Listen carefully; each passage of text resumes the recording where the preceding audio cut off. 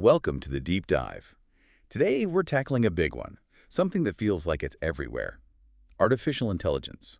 Yeah, AI. It's definitely a hot topic. We're using a really helpful source today, a guide written specifically for beginners, trying to cut through some of the confusion. Exactly. And our goal here, our mission for this deep dive, is to pull out the most important stuff from that guide. Make AI understandable, maybe even usable, and definitely less mysterious for you. Whether you're just hearing about AI and wondering what all the fuss is, or, maybe you need to get up to speed for work, or just feel like things are moving so fast. Right. This is for you. And the key thing, you absolutely do not need to be a tech wizard to follow along.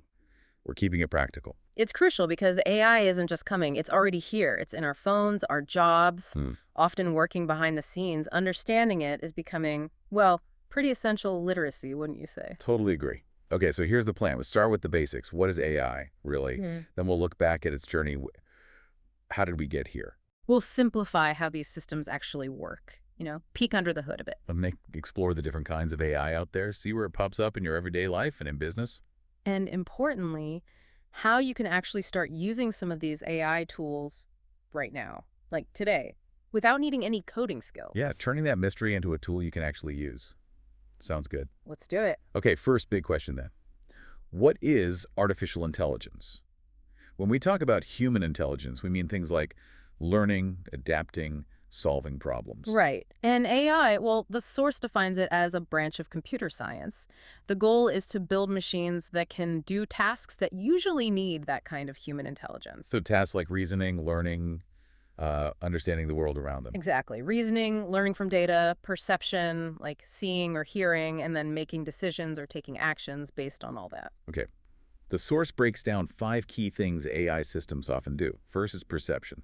That's like sensing the world. Cameras, microphone. Yeah, think of a self-driving car seeing the road with its sensors, or Alexa hearing your voice command. That's perception. Then there's reasoning, using logic, maybe rules to figure things out. And learning. This feels like a big one in modern AI. Oh, huge. It's about systems improving from experience from data without someone programming every single step. The more data, generally, the better they learn. Then there's natural language processing, NLP. That's about understanding human language, right? Like chatbots or translation. Spot on. ChatGPT, Google Translate, even your spell checker, that's all NLP. Understanding and generating language. And finally, action. The AI has to do something. Make a recommendation, maybe? Steer the car. Write a reply. Precisely. It takes an action based on its processing. Now, you hear AI, machine learning, deep learning thrown around. They're related but different. Yeah, it gets confusing. How does the source break that down? Think of it like nested circles or maybe Russian dolls. AI is the biggest concept, the whole field of making machines intelligent. Okay, the umbrella term. Right. Machine learning, or ML, is inside that. It's a specific approach to AI where systems learn patterns from data rather than following strict pre-programmed rules. Like that spam filter example, learning from tons of emails what spam looks like. Exactly. It learns the pattern itself. Then deep learning is a subset of machine learning. It's even more specific. Yeah, it uses these complex structures called neural networks with lots and lots of layers, hence deep. This lets them learn really intricate patterns, especially from things like images or sound or very complex text. So things like advanced image recognition or those really sophisticated voice assistants. That's where deep learning shines. So AI contains ML, which contains deep learning. It's a useful way to picture it. That really helps clarify things. The source also takes on some common myths, which I think is important. AI can seem kind of scary or magical sometimes. Definitely need to manage expectations. First myth, AI is conscious, it knows things, it feels. Reality, nope. It doesn't actually have feeling. Yeah. Not like we do. It simulates understanding based on data, but there's no self-awareness, no consciousness there. It's pattern matching, essentially. Okay. Myth 2. AI is going to take over the world. The Terminator scenario. Yeah. The reality is almost all AI today is narrow AI. It's designed for specific tasks. It can play chess or recommend movies, but it can't suddenly decide to, launch nukes. It lacks general intelligence and common sense. Needs humans. Good to know. Myth 3.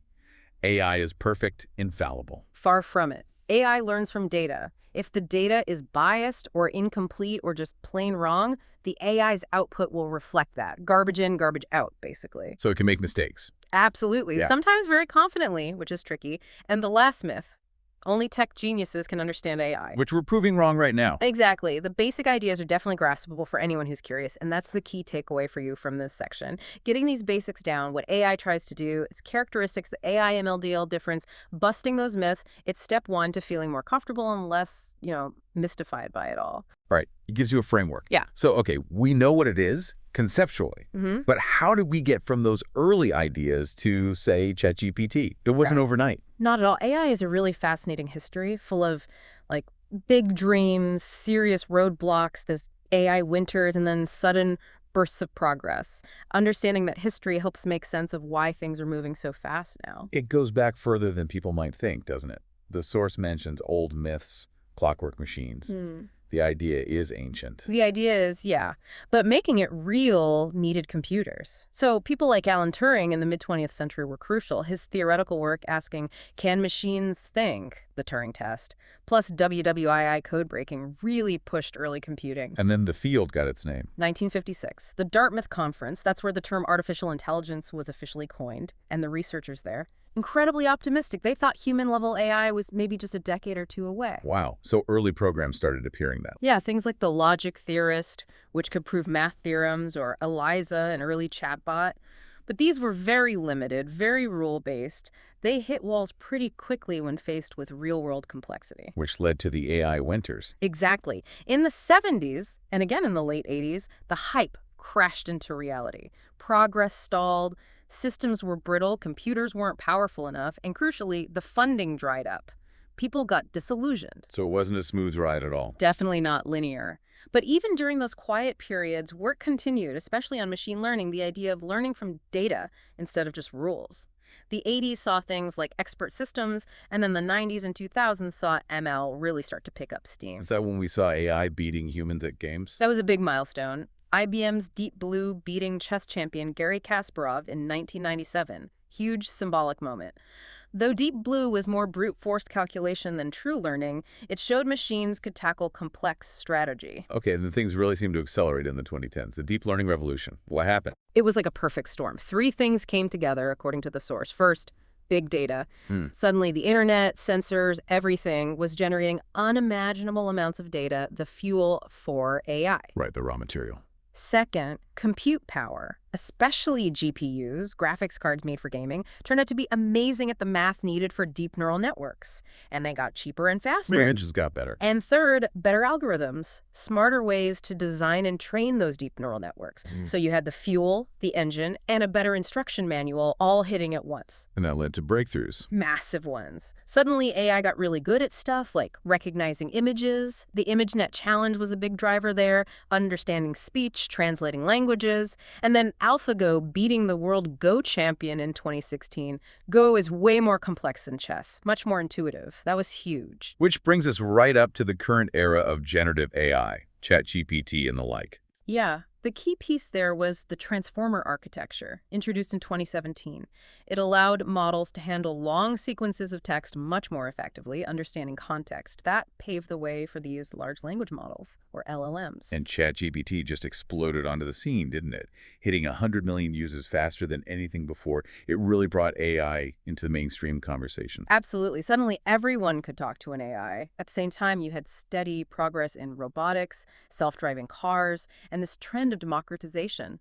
Open source tools, cloud platforms making AI accessible to almost anyone. But as AI got more powerful, the source points out that worries grew too. Ethics, bias, jobs. Yeah, those conversations became much more urgent.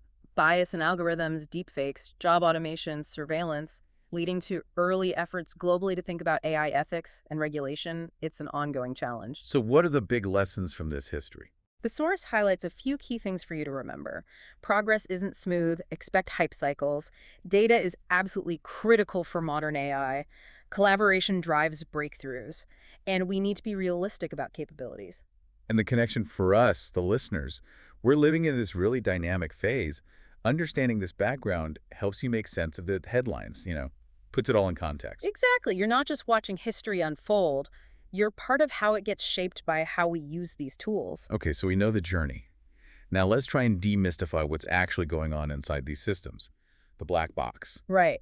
Without getting bogged down in math or code. At its absolute core, AI is about finding patterns in data and making decisions or predictions based on those patterns. Like recognizing a cat, because Mm. it has pointy ears, whiskers, fur, features that usually appear together. Sort of, yeah, but the patterns AI finds can be way more complex and subtle than we can easily describe. It follows a basic cycle: input, processing, output. Data comes in, Algorithms chew on it using a trained model. and a result comes out.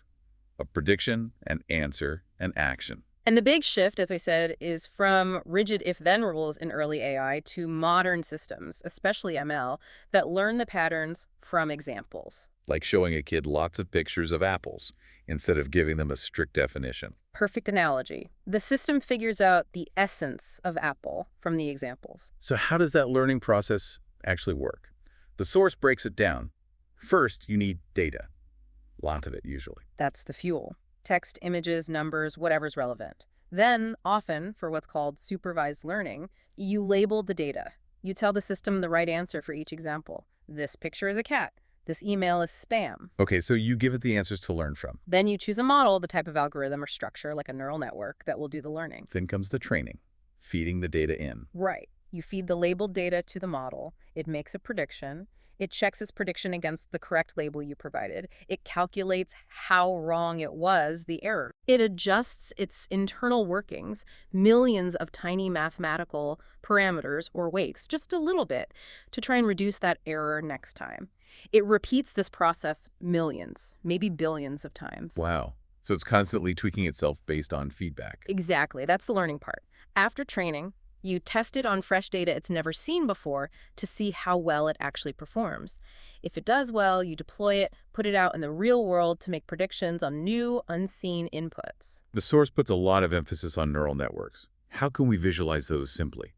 Think of layers of interconnected nodes, kind of like simplified brain neurons. You have an input layer getting the raw data, then one or more hidden layers doing the complex processing, and finally an output layer giving the result. And information flows through these layers. Yeah, and each connection between nodes has a weight, a number determining how strong that connection is, how much influence one node has on the next. Learning is basically the process of adjusting all those weights. Through that error correction process you mentioned. Yep, that's often done using a technique called backpropagation, sending the error signal back through the network to update the weights layer by layer. Okay.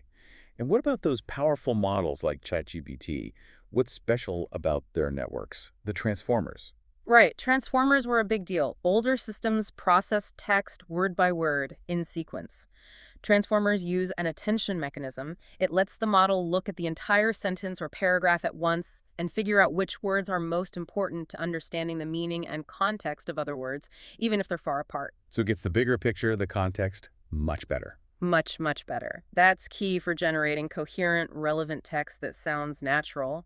And again, why now? Massive data, fast computers, and these clever algorithms like transformers all came together. But it's not magic. The source really stresses the limitations. It's absolutely critical. AI can hallucinate, just make stuff up confidently. It can inherit and even amplify biases from its training data. Think unfair loan applications or biased hiring tools. That's a huge concern. It is. AI can also be brittle explicker. Small changes in the input can sometimes cause weird outputs, and the black box problem is real, especially with deep learning. We don't always know exactly why it made a particular decision. Explainability is a challenge. The source uses a great metaphor, the AI as an intern. Yeah, a brilliant, super fast, tireless intern who's learned everything from reading masses of text or data. It's great at specific tasks you give it, but it needs very clear instructions.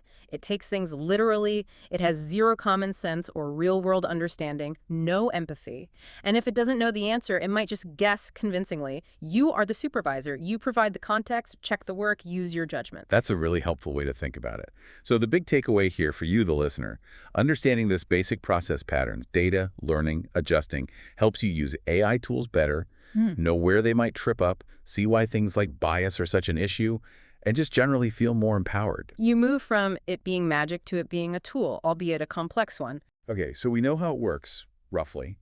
But AI isn't just one thing, right?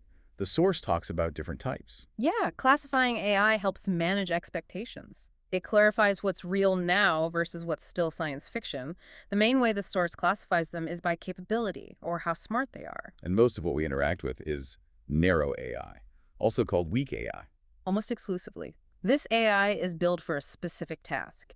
Playing chess, recognizing faces, translating text, recommending products. It's very good at that task, but it can't do anything else. It doesn't have general understanding. Okay.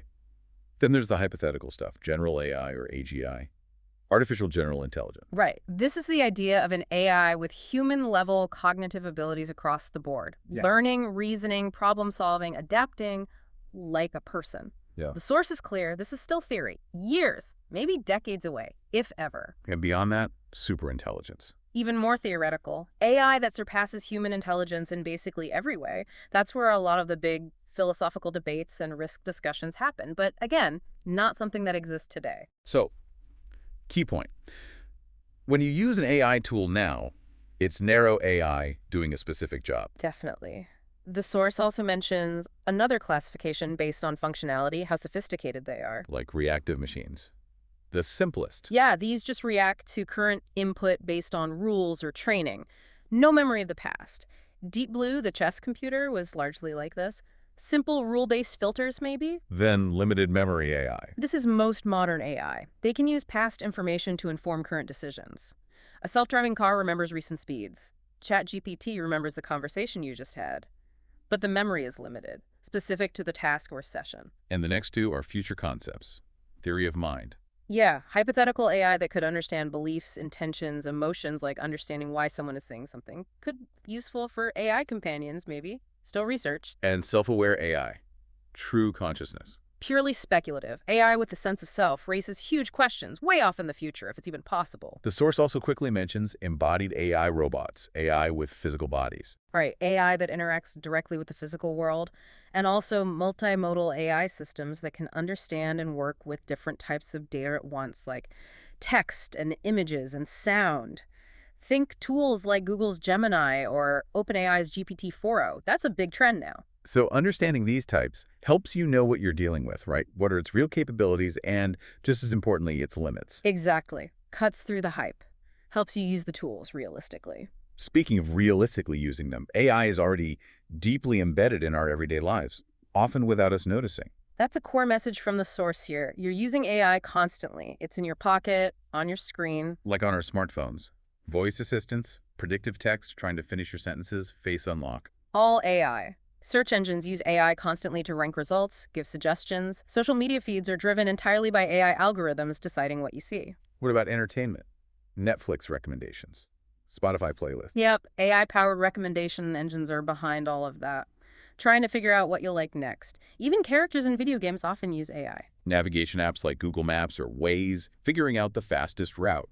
Using AI to analyze real-time traffic. Ride-sharing apps use it for pricing and matching. And self-driving cars are basically mobile AI platforms. Online shopping too. Those, you might also like suggestions. Classic AI recommendation. Plus chatbots for customer service, visual search where you use a picture, even optimizing the warehouse logistics behind the scenes. Banking uses it a lot too, right? Fraud detection. Huge area, spotting unusual transactions. Also credit scoring, robo-advisors for investments, personalized offers. And healthcare. I hear more and more about AI there. It's growing fast, assisting doctors in reading scans, powering virtual health assistants, monitoring patients remotely, even helping speed up drug discovery. Even at home. Smart thermostats learning your schedule. Smart speakers understanding you, smart security cameras identifying people or packages. Yep.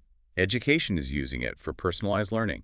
AI tutors. Even helping teachers grade or create materials. And at work, email filters, grammar checkers like Grammarly, meeting transcription tools. Wow. It really is everywhere, even in things like environmental monitoring or public safety. Yeah, optimizing energy use, climate modeling, conservation tracking, filtering spam, emergency response coordination is incredibly widespread. The source makes a point about everyday ethics here too, doesn't it? Like being aware of how our data is used, how algorithms influence us. Absolutely. Because it is so widespread and often invisible, being a conscious user is important. Understanding how these things work gives you more agency. So the takeaway is, start noticing it. AI isn't future tech. It's your current environment. Learning about it helps you navigate it better. Exactly. Become aware of the AI you're already interacting with. Okay, so it's in our lives. What about the world of work? How is AI changing businesses? It's having a massive impact there, too. The source describes AI as becoming like a new kind of teammate, a digital coworker. What kinds of AI tools are businesses actually putting to work? All sorts. NLP for chatbots and analyzing customer feedback. Predictive analytics for forecasting sales or customer churn. Computer vision for quality control or analyzing security footage. RPA, robotic process automation, for handling repetitive digital tasks. Recommendation systems, obviously. And generative AI is huge now for content creation, coding help, drafting emails. And this isn't just in one or two departments, right? It's across the business. Pretty much. Marketing and sales use it for personalization, lead scoring, chatbots, generating ad copy. Customer support uses it for instant responses, routing issues, even detecting customer frustration. HR, how's it used there? Screening resumes much faster, matching candidates to jobs, onboarding bots, analyzing employee satisfaction, or predicting who might leave. Finance, accounting. Automating bookkeeping, managing expenses, better forecasting. Fraud detection is huge, assessing credit risk. Operations. Wait. Supply chains. Optimizing inventory, planning routes, managing supplier risk, quality checks, powering robots in warehouses. Manufacturing uses it for predicting machine failures, controlling robots. Even fields like legal or education. Sure. Reviewing legal documents, personalized learning platforms for corporate training, AI assisting with creative briefs or reports, it's really broad. And crucially, the source emphasizes this isn't just for giant corporations anymore. Small businesses can use this stuff too. Definitely. Many tools are affordable and easy to use now. Chatbots for websites, AI email marketing tools, simple bookkeeping AI, design assistants, copywriting tools. It levels the playing field in some ways. The source mentions examples like Coca-Cola or Amazon, but also Stitch Fix blending AI with human stylists, or John Deere using it in farming. Yeah, real-world applications showing the range. The benefits are clear. Yeah. Efficiency, speed, data-driven decisions, cost savings, sometimes better customer experiences. But there are downsides or challenges too. For sure. Concerns about job displacement are real. Algorithmic bias leading to unfair outcomes is a major ethical challenge. Lack of transparency, that black box problem again, and just becoming too reliant on the tech without proper oversight. So for a business wanting to adopt AI, what's the advice? The source suggests starting small, focusing on a specific problem. Getting your data in order is absolutely critical. AI needs good fuel, training your team to work with the AI, choosing tools wisely, and building a culture that's open to experimenting and learning. And remembering what AI can't do well yet. Exactly. It lacks real-world context, empathy, complex moral reasoning. It can't handle truly novel situations well without human guidance. So the future of work isn't necessarily human versus machine. More like human plus machine. Collaboration. AI handles the data-heavy, repetitive stuff. Humans provide the judgment, creativity, strategy, empathy. New roles are emerging too: prompt engineers, AI ethicists, AI trainers. Soft skills and AI literacy become even more valuable. Right. It augments us, ideally. The main message for you, whether you run a business or work in one, is that AI is becoming part of the team. Understanding it helps you adapt and thrive. It's about learning to work alongside it effectively. Okay, this leads perfectly into the final and maybe most empowering part. How can you, the listener, actually get your hands dirty with AI right now without needing to code? This is where it gets really exciting, because that old myth that you need to be a tech expert is just, well, it's wrong now. The tools are designed for regular users. Increasingly, yes. Think about how website builders like Wix or Squarespace let anyone build a website, or Canva lets anyone do graphic design. AI is heading the same way. User-friendly interfaces, often web-based, no coding required. Democratization, like you mentioned earlier. Exactly. It's about access. You just need curiosity and maybe a bit of patience to experiment. So what tools does the source recommend for beginners? The AI Starter Pack. For text generation, brainstorming, summarizing, asking questions, the big ones are ChatGPT, Claude, Google Gemini. There are others integrated into apps like Notion AI. Super versatile. What about creating images? Text-to-image tools like DALL-E 3, often inside ChatGPT Plus or Copilot. Midjourney, popular with artists, uses Discord. And Stable Diffusion, open source, more technical options. You just describe what you want to see. Audio. Can AI do voices or music? Yeah, tools like 11 Labs or Murph.ai can create pretty realistic voiceovers from text. And things like AIVA can compose background music. Still developing, but getting better fast. Video too. Yep. Runway ML is a powerful platform for generating video clips from text or images. Synthesia lets you create videos using AI avatars reading scripts. Pictory can turn blog posts or scripts into simple videos automatically. Presentations, design work. Tools like Tome.app can generate entire presentations from a prompt. Canva has lots of AI features now, like Magic Write for text and Magic Design for layouts. And for more practical stuff, data or productivity. ChatGPT's code interpreter, now called advanced data analysis, is amazing. You can upload spreadsheets and ask questions about the data in plain English. AI features are coming to Excel via Copilot. Zapier uses AI to help automate workflows between apps. Okay, so the tools are there. How can people actually use them? Yeah. The source gives examples, right? Yeah, very practical ones, like if you're a writer or blogger. Use AI to brainstorm ideas, create outlines, rewrite sections in a different tone, suggest headlines, even translate content or repurpose a blog post into social media snippets. For students or teachers. Summarize long articles or textbook chapters, create flashcards or practice quizzes, get explanations of complex topics explained simply. For teachers, help draft lesson plans or assignment prompts. Job seekers. This seems like a big one. Definitely. Draft a first version of a cover letter tailored to a job description. Practice answering common interview questions. Help format your resume. Write a professional LinkedIn summary. Small business owners. We talked about them earlier. Write product descriptions. Draft marketing emails or social media posts. Generate ideas for video ads. Analyze customer reviews for common themes. Help plan a content calendar. Set up a basic customer service chatbot. What about creative folks? Designers, artists? Generate logo concepts or slogan ideas. Create mood boards or concept art based on descriptions. The source has an example, like prompting Midjourney for a cozy book cafe in autumn, watercolor style, ambient lighting. Produce quick visuals for presentations or websites. This really opens things up, but the quality depends on how you ask, right? Prompt engineering. Exactly. That's the new skill. Garbage in, garbage out applies here too. Better prompts lead to much better results. The source has a recipe for prompts. A simple one. Define the task, what you want it to do. The format, how you want the output structured. The tone, style of writing, the audience, who it's for, and any constraints like word count, key points to include. So thinking through those elements makes the request clearer for the AI. Much clearer. Templates can help too, like starting with act as a specific role or explain concept to me like I'm a 10-year-old. And it's not just a one-shot thing. You talk to the AI. Yes. Treat it like a collaborator. Give it feedback. Ask follow-up questions. Can you make that more concise? Expand on the second point. Try writing it in a more formal tone.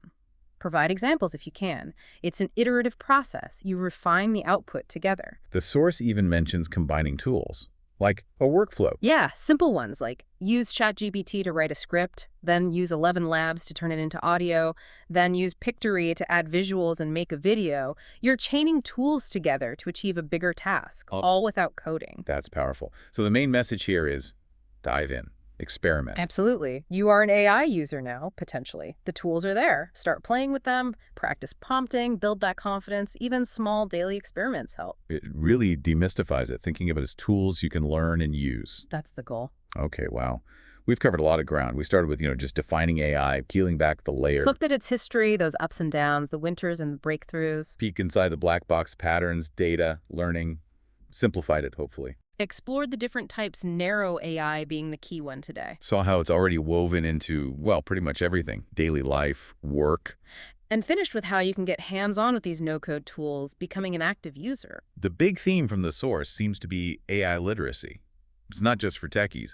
It's becoming a core skill for everyone. Gives you agency, helps you navigate all the changes happening so fast. And we should mention, while we hit the fundamentals, the source material delves deeper into really important areas we only touched on, like the ethics of AI, bias, the future possibilities, careers, being an informed citizen in this AI age. Lots more to explore beyond the basics. Which kind of leads us to a final thought to leave you with. The source makes it really clear AI isn't just coming soon, it's here, now. And it learns from us, from our data, reflecting our world, the good, the bad, the biased. It holds up a mirror in a way. So as AI keeps getting more capable, more integrated into our lives, what does it mean for us to evolve alongside it? How do we make sure this incredibly powerful tool ends up reflecting the best of human intelligence, our best values, and not just amplifying our existing flaws or blind spots? That's the ongoing question, isn't it? It requires conscious thought and engagement from all of us. So we really encourage you, stay curious, try out some of the tools we mentioned, just play around, and think critically about the AI you encounter. You've already taken a big step just by tuning in and learning more today. Keep exploring. It's definitely an ongoing journey. Thanks so much for joining us on this deep dive.